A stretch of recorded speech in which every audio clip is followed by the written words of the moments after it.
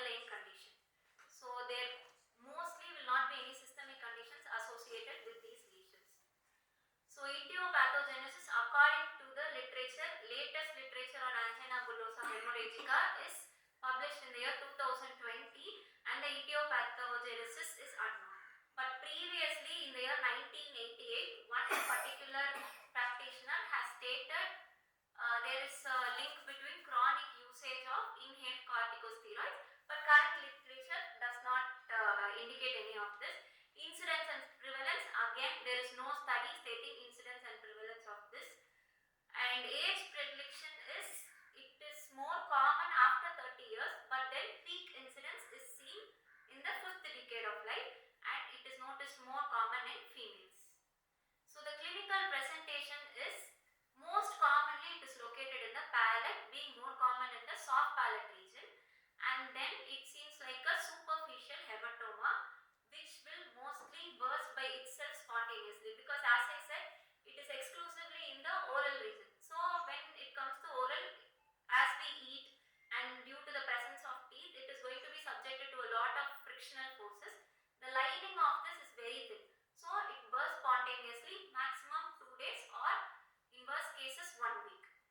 Then it is frequently asymptomatic, but literature also says some has a tingling or burning sensation, and some patients might present a post-bullous erosion. So diagnostic tests which they have advised is, first is platelet count or coagulation profile. We might also take a biopsy if there is a post-bullous erosion after the bursting of the bulla, and direct immunofluorescence. These tests will not indicate anything to us. All this will be negative. Your platelets will be normal, your blood profile is normal, your coagulation profile is normal. But why do we do such tests is to rule out the differential diagnosis. So before going to the differential diagnosis, we will go to the diagnostic criteria. This is the only diagnostic criteria that is available to diagnose the ABH, so which was proposed by Ordonez et al. In the year 2019.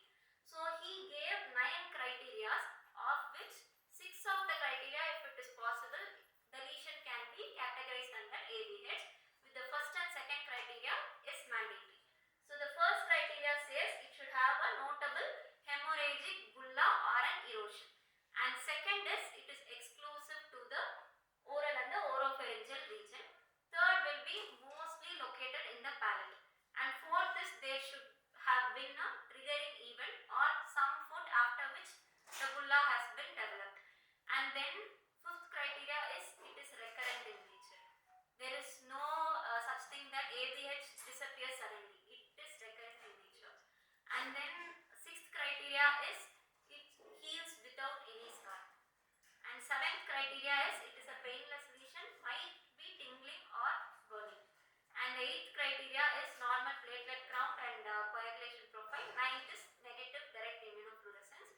So any 6 of the criteria ticks, with first 2 criteria being mandatory. So the differential diagnosis includes 2 broad categories. It can be a mucocutaneous lesions. You all will be familiar with that pemphigus and all these things. And then blood-borne diseases. In order to rule out these things, we can go for platelet count, your blood profile, coagulation profile, and then direct immunofluorescence to rule out our autoimmune diseases. So the management is, as I said, mostly no treatment is required. It resolves on its own.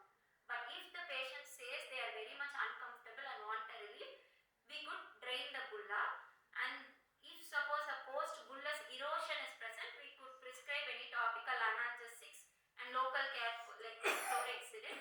And in order to prevent secondary infection, we can also prescribe antibiotics like amoxicillin. So now moving on to the case presentation. This patient was a 55 years old female who reported to the prosthodontics department, and she appeared as if a normal CD patient. There was no medical history, and then dental history was she had extractions, and this was her intraoral picture, a normal completely edentulous upper and lower arch with no mucosal lesions. So we labeled it as a normal complete denture case, no special care, no special precautions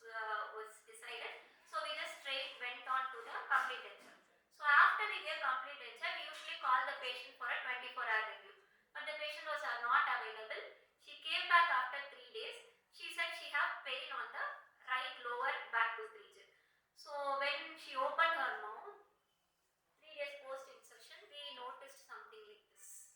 But she didn't come for this. She said she had pain on the right side somewhere, which was due to some overextension. But then when we noticed this, actually we were clueless. We were clueless, and then we had to call up an oral medicine specialist, the oral surgeon, to confirm what this could be. So the patient reported that this bulla formed after tongue biting. So there was a triggering event, that is tongue biting. And then she reported that because she was very normal, we were so surprised when there is a so big swelling red in color. She never complained about it at all. So when we probed into it, she said she would get this often when she was dentate itself. So it was like she thought it was her physiology. So she thought it happens, that's all. So then after that, we diagnosed it as ABH according to the same criteria which I told before.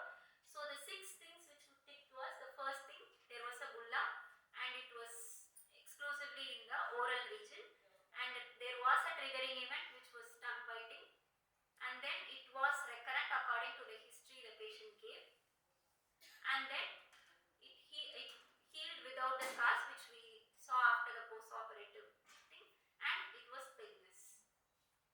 So after that, we actually advised drainage of the bulla, but then the patient was not willing for it. She said it will resolve on its own. So in this case, patient was the clinician actually. She said it will resolve on its own. So then after that, so what we did, there was tongue biting. So then we rounded the cusps and then checked for pressure points. We advised the patient not to wear the denture until the bulla is resolved. Then she came back after a week. This was after a week. So as the patient said, it resolved without any scarring, nothing. And then it resolved in 2 days for this patient. She wore the denture again for 3 days and she was very comfortable. We still have the patient under review. So the clinical recommendations on this case, if it is a CD case, because in the literature there is no one single case report showing such lesion in a complete denture case. So when we saw it, we started going back, taking all the books out, both Boucher, Winkler, everything. Nothing had such a thing in those books. So we were clueless. So mostly in dentate patients it is reported. So when we see such things in removable prosthetics, this could be the recommendations. First thing is thorough history. We ask for diabetes, hypertension, bone-related diseases. So maybe we should also ask them whether there could be any lesions in the oral cavity which appears then and there. And then care to be taken during clinical procedures. So it is very common, especially among students, when making impression, we lacerate using impression trays. So when you suspect such a case, what we can do is, we could be more careful, beat the tray with wax. And during the jaw relations, we should be very careful there is no any pressure points on the denture base, and during trial, proper occlusal contacts. Even that could be a traumatic factor. So then use of monoplane teeth could also help these patients, because we used a semi-anatomic teeth, but in the end we had to grind the cusps and we had to make it like a monoplane teeth. So if we have a doubt, we could go for monoplane teeth. And then, as sir was talking the entire time, we could set the teeth in a neutral zone for such patients to avoid tongue biting or cheek biting. And then thorough inspection of the dentures during insertion to avoid any sharp points. And then regular follow-up and review for this cases is mandatory, because this patient was very cool about it, but all the patients will not be cool. So we will have to constantly reassure such patients. So that's all. Thank you.